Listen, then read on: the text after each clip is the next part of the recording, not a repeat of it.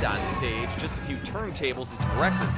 It's definitely gone a long way. I mean, really, they only started beat mixing back in about, the early 80s, and it's really evolved. There's a lot more people that have gotten into it in the last few years. I was in 8th grade, so I couldn't go to the bars, couldn't do anything. So I walked around with my headset on all day, and I'm listening to all this great music that's coming over from Miami, from South Beach, from all these places that you can pick up in the Bahamas. And I'm just going, this is great. What I like about it, I love people. I mean, I love making people dance, showing people a good time, and giving people something that they can't hear on the radio. The United States, especially markets like Grand Rapids, they take whatever they're spoon-fed, the same 20 songs that are programmed by a 65-year-old guy living somewhere in a box. They don't see what's going on in the rest of the world. How do you pursue it outside of the club scene?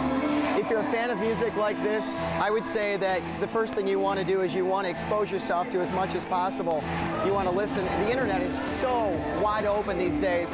I mean, there's so much music out there that you can sit there all day long and listen to music. And there's tons and tons of websites, especially from the UK, that broadcast, stream music all day long.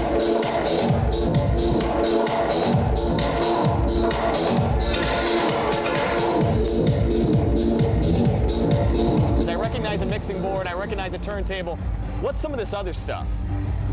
Some of this other crazy stuff. This right here is a CD player. It's a CDJ 1000 Mark II. It's one of the newer generation CD players that actually simulate the use of a turntable. Shannon runs Bangin Promotions. A handful of other local DJs get their gigs through him.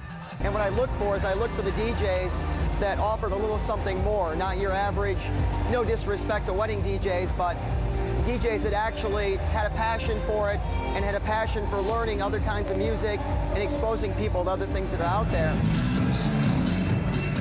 The high point is when I look out at the crowd and I see people having fun. I mean, that's the best part of all. When you see people smiling and just going, hands up in the air and smiling and saying, yes, this is where I want to be.